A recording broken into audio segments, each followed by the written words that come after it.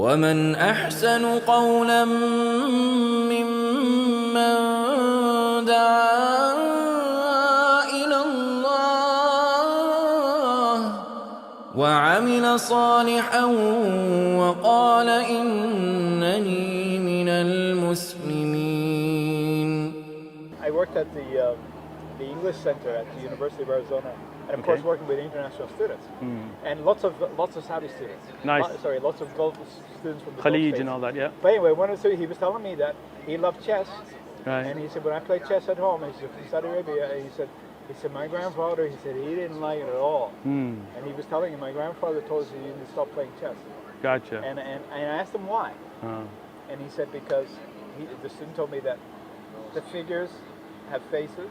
Yeah, it's a little statue-looking and thing. he said that his grandfather told him the jinn can get into those pieces and have, and that's what as soon as you said the word, that's what I remember. So the jinn is another creation. Like, for example, we have dark matter, or we have things we can't see, but scientists do believe exist in the universe, right? So, but what about? No, go ahead. It's okay. Go ahead. But the question is like things like palm reading and like some of the Christian traditions they don't care about it, whatever, that's what you do. But some parts are like, that is the doorway to Satan. That is the doorway to the devil. Right. And I had students in my class. It's like my grandparents warned me, don't take that class. Well, that's. I mean, the thing is, when you look at palm reading, or if you look at speaking in tongues, the future, right? I mean, how do you get that information, right? So a lot of people, they work with magic, they work with jinn.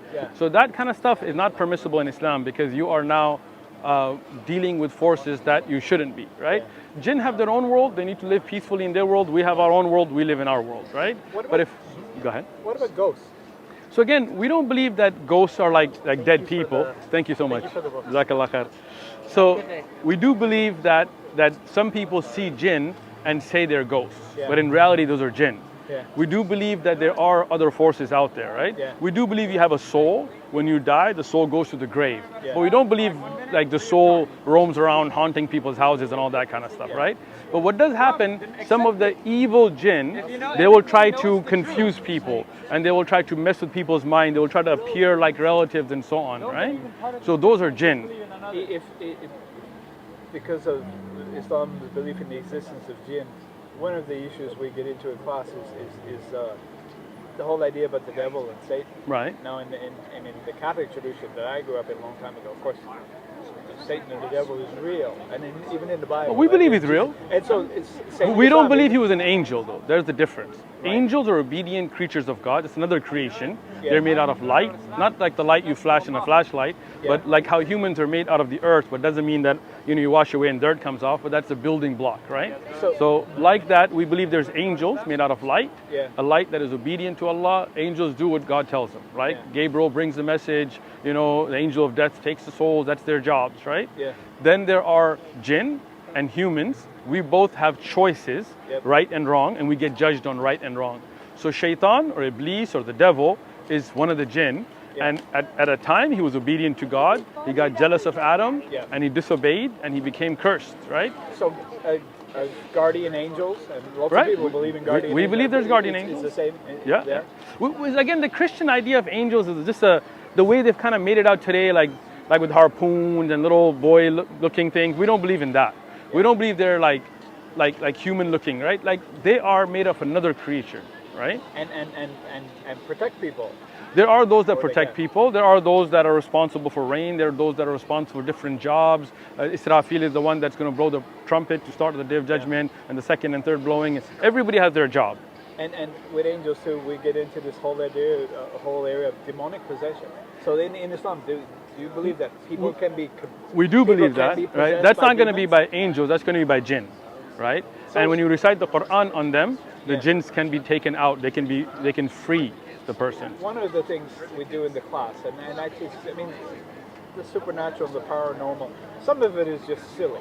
Reading horoscopes. Who cares? See, we're against like Pisces and Libra and all that is shirk. We don't deal with that. Some of it is deadly serious. And I show my students newspaper headlines, and it happens every now and then. If you look at Emily Rose, if you look at documented cases of possessions and so on. But the headlines I show my students is, you get the headline was a 3-year-old boy was killed in Tucson by his mother, his uncle, someone else. They believed he was possessed by demons. And then I showed him another headline, something similar in California. Right? Adults being arrested by some reason they think young kids are being possessed by demons. So it's like, but Islamically, that would be wrong, right? If somebody even had an issue with magic or jinn or mental disorder, you need to seek out proper help. So some things you need medical help, some things you need to read Quran, but you don't harm the person. Right, but it sounds like, would it be fair to say that Islam is similar in some ways to other religions in the sense that the general idea is that be careful about getting into any paranormal or supernatural things.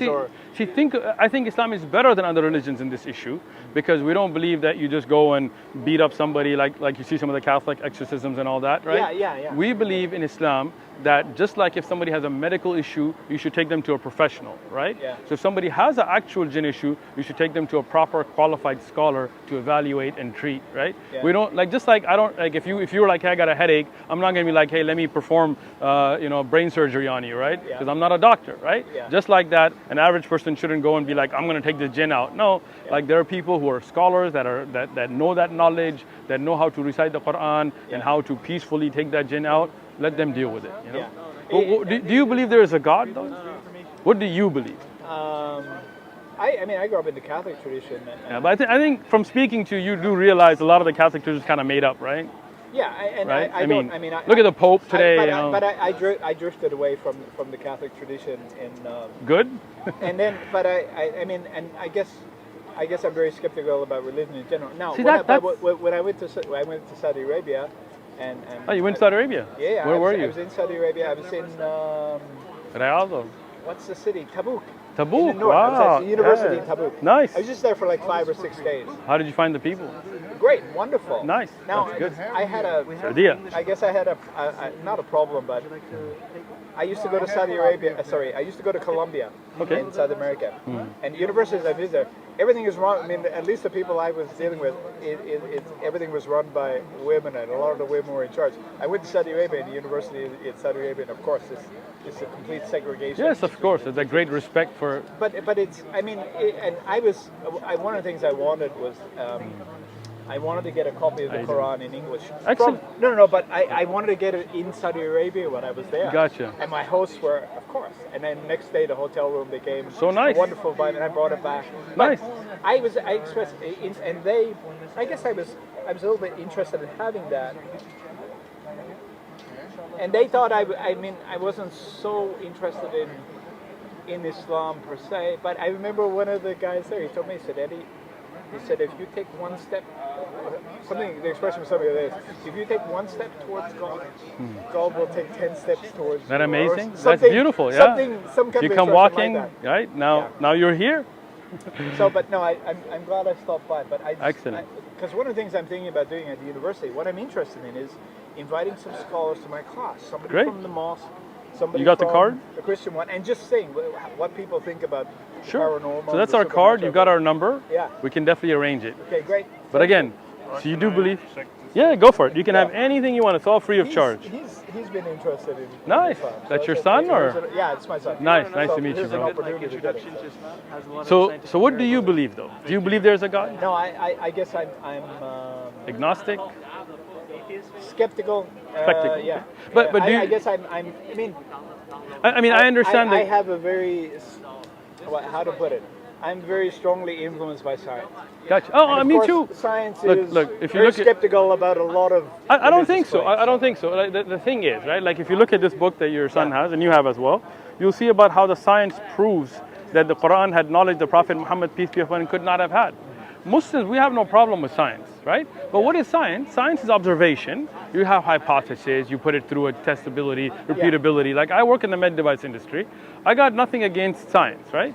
But science can't tell you what's the purpose of life. Science can't tell you who created you, right? We can say this is liquid and we can put that to a test. I got no problem with that. Does it flow? Can you freeze it, make it a solid? Can you unfreeze it? That's no issue with that. But how could a man named Muhammad in the desert know about scientific facts that the people of that time could not have known? Right? So now science would have to say there'd have to be some way for him to get that knowledge. The Quran talks about the sun and the moon and their orbits. I know the Arabs had no idea the sun's in an orbit, right? They had no idea. I mean, they weren't Greeks and they weren't Romans, they weren't philosophers. Even the Greeks and Romans were fighting about these issues, right? Till recently, even scientists felt the sun didn't have an orbit. Until very recently, they said, no, it does. It's a very slow orbit, but it does. Yeah. So how could the Prophet Muhammad have known that? So it is a good point. And some of the stuff you're talking about, I'm not familiar with this, so I'm looking. You're going to read. Excellent. Here's one final thing, and coming back to my class. The existence of the devil or Satan, and lots of people believe that a lot of the nastiness and evil that happens in the world is because of the devil. As Muslims, we believe there are different sources for evil, right? Meaning, one is what we call the nafs, the desires a person has themselves. Yeah. You could have evil inclinations yourself, right? Yeah. Then there is the whispering of the devil, and it's not just one devil. There are shayateen, many. That is one aspect. But you have the ability to conquer your own nafs, to conquer your own evil desires. You have the ability to say, A'udhu billahi shaitan ar-rajim, A'udhu billah, and I seek refuge from shaitan, the accursed, right? Yeah. You have the ability to fight that off, right? But now it's your choice. Like even amongst friends, you have good and like, you're a young guy, right? You're going to have some young guys, friends are going to tell you, let's go do some drugs, let's go rob somebody.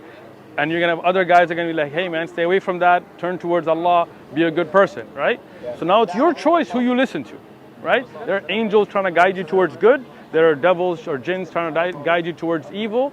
You've got your own right and wrong inside you. Sometimes you might see something nice and you'll be like, I just want to take it. And other times you're going to be like, nah, I shouldn't because that's not mine. Right? Who do you listen to? Which voice do you listen to is where your judgment comes in. Make sense? Yeah. Good. Thank you. We're going to read the stuff and we're Excellent. going to compare notes. We appreciate you stopping by. Well, thank you so much. We'll look forward to having you. أحسن قولا ممن دعا إلى الله وعمل صالحا وقال إنني من المسلمين